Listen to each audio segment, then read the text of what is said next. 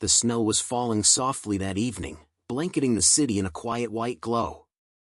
Through the frosted windows of the Imperial Hearth, one of New York's most luxurious restaurants, warm light flickered from crystal chandeliers and golden garlands twined around every pillar. The sound of clinking glasses and polite laughter filled the air. It was Christmas Eve, a night of joy, family, and celebration. But not for everyone. At the far end of the restaurant, near the grand Christmas tree that glittered like 1,000 tiny stars, an elderly woman sat alone.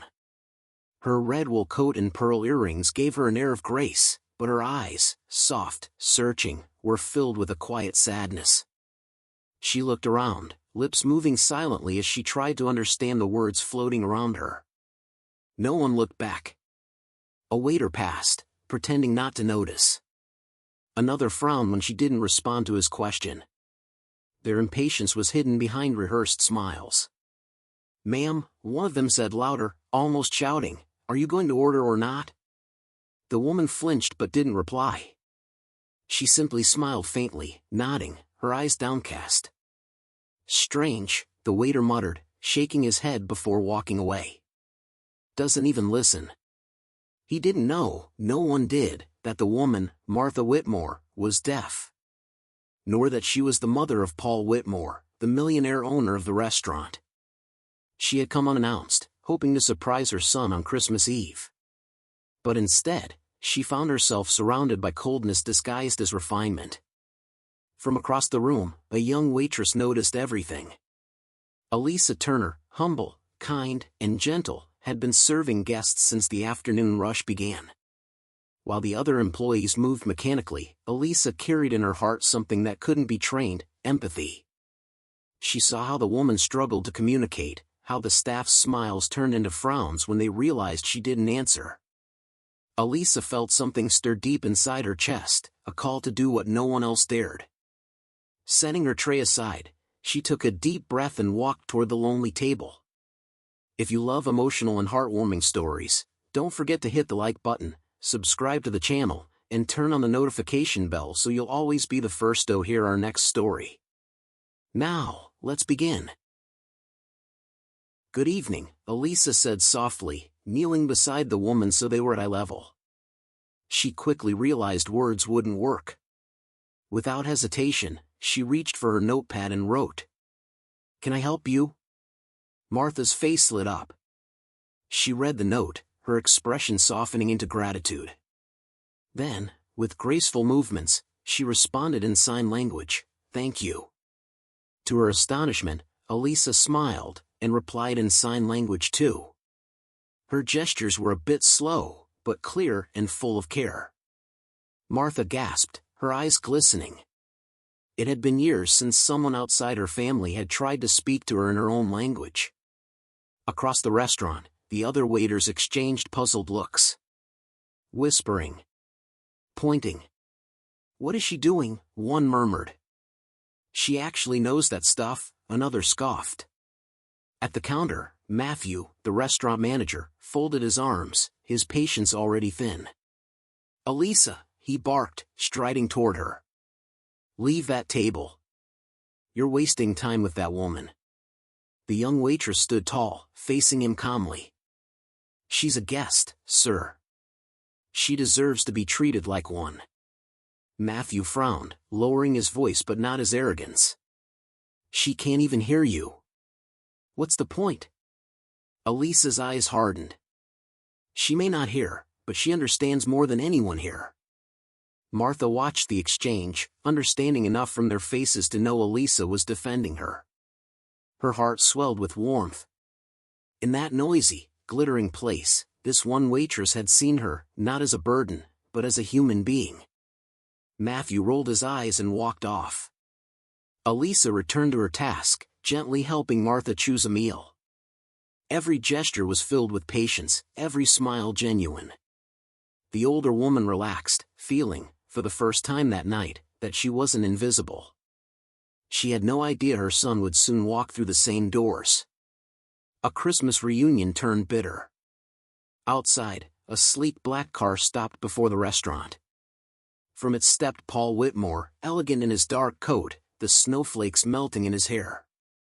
Inside, everyone straightened immediately. Smiles reappeared. Voices softened. Paul was young, successful, and intimidatingly calm. He greeted his employees, scanning the room. "Has anyone seen my mother?" he asked. "She said she might come tonight." The question sent a shiver through the staff. Matthew froze, pretending to check the reservation book. "No, sir. Haven't seen her." Before Paul could respond, a voice from a nearby table said, "Isn't that her, over there?" Paul turned, and his world stopped. At the back of the restaurant, his mother sat alone beside the glowing Christmas tree, smiling softly as she signed to a waitress. His chest tightened. He strode across the room, the sound of his shoes echoing like thunder over the marble floor. When Martha looked up and saw him, her face lit with joy. She rose slightly, her hands trembling, signing quickly, "My son." Paul knelt beside her, signing back with emotion, "Mom, what are you doing here alone? Why didn't anyone help you?" She replied calmly, her hands moving gently, "I came to see you, but no one would serve me." His movements stopped mid-air. For a moment, he said nothing. The realization hit like a blow. His employees, his carefully trained, impeccably dressed staff, had ignored his own mother. He clenched his fists, standing up slowly. The restaurant went silent. Even the music seemed to fade. He turned toward Matthew, his expression unreadable. "Matthew," he said evenly, "come here." The manager hesitated. "Yes, Mr. Whitmore?" Paul's voice was cold. "Explain to me why my mother was sitting alone in my restaurant, ignored." Matthew stammered. "Sir, I didn't realize, she didn't say anything, and we—" "Stop." Paul's tone was firm, almost trembling with restrained anger. "You didn't need to realize who she was. You just needed to care." The words hung in the air like thunder after lightning. No one spoke. The true lesson of elegance. Paul looked around the room, at the waiters pretending to be busy, the guests whispering in disbelief, the chandeliers glittering above them like cold stars. "This place," he said slowly, "was built to celebrate excellence. But what is excellence without kindness? What's luxury without humanity?" His gaze swept across the room. "All the gold in this place means nothing if we forget the simplest rule, respect." The silence was absolute. The staff stood frozen, their shame heavy and visible. Then, Paul's expression softened as his eyes found Elisa. She stood still, her hands nervously clutching her apron. He walked over to her, stopping just a few steps away. "You were the one who helped her," he said quietly. "Thank you." Elisa blinked, unsure how to respond. "I just did what anyone should do," she whispered. Paul shook his head gently. "No. You did what no one else did." Behind him, Martha smiled, her eyes shimmering. She touched Paul's sleeve, then pointed at Elisa, signing something small and simple, "Kind heart." Paul understood perfectly. He nodded, emotion catching in his throat. At that moment, amid the soft twinkle of Christmas lights, something inside him changed. The aftermath. That night, when the last customers left and the staff gathered in the dining hall, Paul addressed them again. His voice was calm now, but resolute.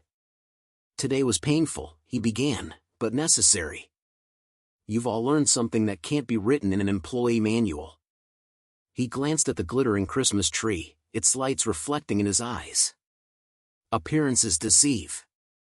True elegance lies in empathy." Then he turned to Matthew and the waiters who had laughed at Martha earlier. "Your behavior doesn't belong here. I want you to collect your things." No one argued. They knew he was right. When the doors finally closed behind them, silence fell. Paul turned to Elisa. She looked startled. "Sir?" He smiled faintly. "Starting tomorrow, you're the new manager of the Imperial Hearth." Elisa blinked, her lips parting in disbelief. "Me? I don't understand. You earned it, Paul said simply. For something that can't be taught, treating others with humanity. At that, Martha began to clap softly, her hands trembling but proud. The sound was faint but filled the room like a song. Elisa's eyes filled with tears. Thank you, she whispered. Not for the position, but for understanding. Paul nodded, his own voice thick. My mother always taught me that the best way to honor success is to serve with compassion. Tonight, you reminded me of that. Outside, the snow continued to fall, silent and pure. From that day forward, the imperial hearth changed, not in its decor, but in its soul. Elisa became a symbol of what the restaurant truly stood for. Under her guidance, the team learned that refinement was not measured by luxury plates or rare wines, but by the way they treated every person who walked through the door. Paul visited often, sometimes with clients, but always on Christmas Eve with his mother. They would sit at the same corner table, beside the twinkling tree, and share quiet smiles. Every year, the restaurant hosted a charity dinner for the hearing-impaired community, organized by Elisa and supported by Paul. It became a Christmas tradition, one that warmed more hearts than the finest wine ever could. The story of that night spread beyond the restaurant. People whispered about the humble waitress who changed the heart of a millionaire, about the deaf mother who taught empathy without uttering a single word. And though the years passed, that memory remained frozen in time, like snowflakes suspended in a ray of light. Epilogue: The Christmas Gift. One winter night, several years later, a small girl walked into the imperial hearth holding her father's hand. She looked up at the golden lights and gasped. It's like a palace, Daddy. At the counter, Elisa, now older, confident, radiant, welcomed them with her warm smile. The little girl looked curiously at the framed photograph hanging on the wall, Paul, his mother Martha, and Elisa, standing together before the Christmas tree. Underneath, engraved in gold, were the words, "Luxury fades. Kindness lasts forever." Paul, who had just arrived, smiled when he saw the girl looking at the photo. He leaned down and said, "That's the reason this place exists, sweetheart. Because one Christmas Eve, someone decided to listen with her heart."